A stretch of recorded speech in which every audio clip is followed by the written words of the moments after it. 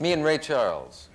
Hey, hey. Gee, I've always wanted to have you on and never have, and we finally got together. Hey, it's terrific. Man. Thank you. Good to see you. Thank you very much. Is it true that your manager said that you have a plane, I think, private plane with a staff of something like 28 people, or was it a crew of 28 people? It must be an enormous plane. No, it's just that that's the people who are within our little family, you know, the band and the Raelettes and Aaron, who's our comedian, and the pilot. So when you get all these people together, you got roughly 28 people. Did you say one man is your comedian and the pilot? Oh, no. Well, sometimes he is quite funny, I must tell you. No, we have two, well, naturally, you have a pilot and a co-pilot. Yeah. But the comedian is part of our show that we have, and the Raelettes and me. Now, your manager also says that you could fly the plane in a pinch. Did he really say that? He said this, yes. Well, actually, what he probably meant is that I have, they say a little knowledge is dangerous, but I think I have enough knowledge that, God forbid, if we were in some kind of emergency and the pilot had a heart attack, I think I would probably be able to get the plane down without killing myself, you know.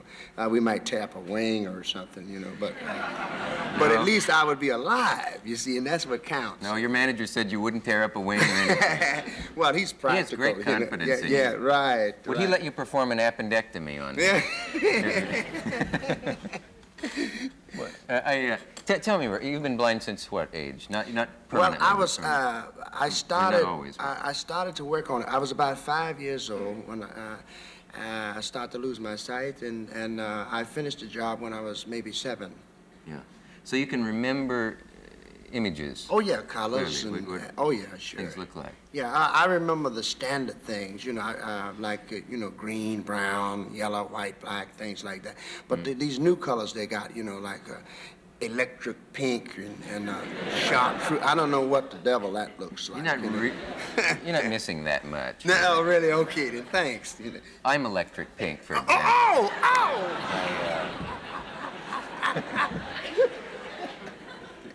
It's funny, you know, I was thinking, can we talk about blindness for a You can talk about anything you want, your show, you know that. Oh, true. Most of the time.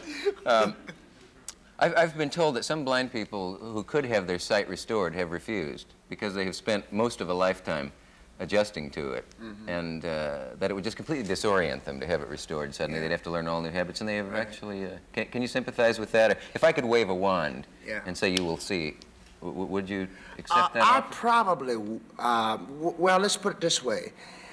If you were to say to me, look, I can wave a wand and you can see right now, and it's got to be a forever thing, I would turn it down. If you were to say to me, well, I can wave it and you can see for maybe a day, I might accept that. Only because there are a couple of things that maybe I would like to see once, you know, or, you know, just so that I really would know for what's really happening. Really? That I haven't seen. Yeah, because, you know, as I said, you know, I've seen the stars and the moon and the sun, and I remember my mother, and so I think basically I would probably like to see, you know, just for once, because I see them anyway all the time, like, you know, like my kids, for instance, you know, just to physically see them. But actually, I'm not all that hung up about seeing things, because I do everything I want to do. I go everywhere I want to go, and with some of the news I hear about today, you know, I mean, there's some things I just absolutely don't want to see, man. And I feel sorry for you guys who have to put up with it, you know.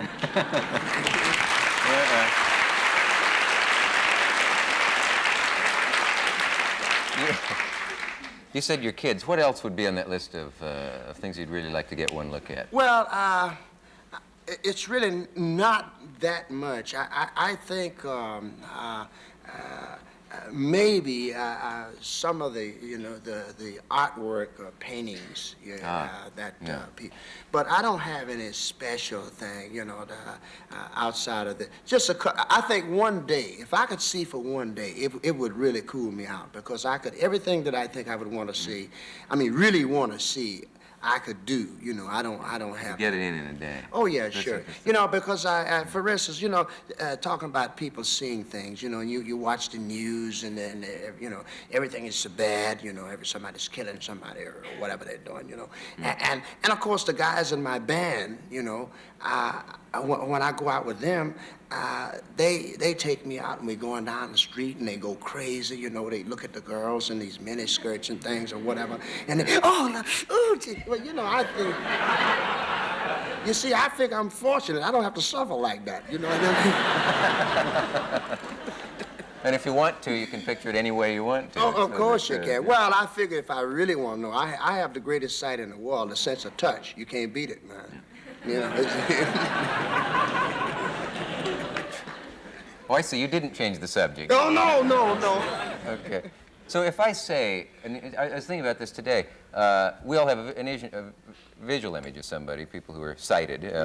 If I say Raquel Welch or Lyndon Johnson or Hubert Humphrey or Phyllis Diller, most people think of a face. What do you think of a sound? What they sound like to you? Yeah, I guess But I'm get an kind of image, like too? I'm kind of like old radio, if you can imagine. You know the characters they used to have on old radio, and you would hear these people, and you always imagined what they basically look like, you know, because the sounds can't fool you, though. You know, you can hear someone who has a baby voice and they're huge, you know. On the other hand, there is somebody who has a very deep voice, you know, heavy, and they're little bitty cats, man, you know. No. Yeah, you didn't know that, did you?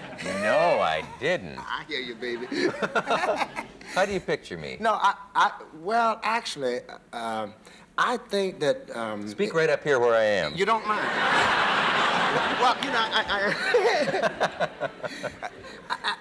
I basically picture you. I think the first time I heard you, I thought then that you might be a gentleman, you know, of a medium build, like 170 or 65 pounds or something like that. Incredibly accurate. You know, yeah. When you say that, that must. I guess I'm describing you wrong somehow, you know.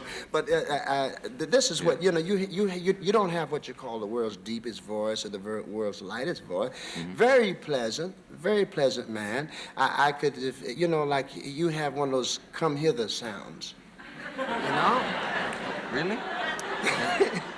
It's true. What do you recommend I do with this sound? It's quite magnetic, you know. I really have to tell you sincerely. I've been listening to your show, and I don't want you to think I'm putting you on because I'm here. But it's quite true. Since I'm sure you know, I would never say this if it didn't mean it, you know. I watch as much of your shows as I can. I've seen many interesting people on the show. Oh, yeah. I'm supposed to watch you. You're not supposed to watch me. Well, I watch you, and I know I can just hear the people thinking, how can he see that? How can he know what he can't see this show. Oh, but you'd be surprised, you know. It's a great thing when you can sit back and you listen to the people on the television shows. Because I know that a lot of times pictures are good, but the great thing is when you can imagine the various guests that you have on and the expressions on their face when you say certain things to them, you know, and you can know sometimes the little shock value. All these things are in my head as I watch your show. I think that you have a very wonderful show, man. Believe me, I'm quite pleased. I'm gonna vote for you too, baby. Don't worry about it. In that case, I'll run. Will you play again when we come back? Well, we have to take a station break right now. We'll be right back. Okay.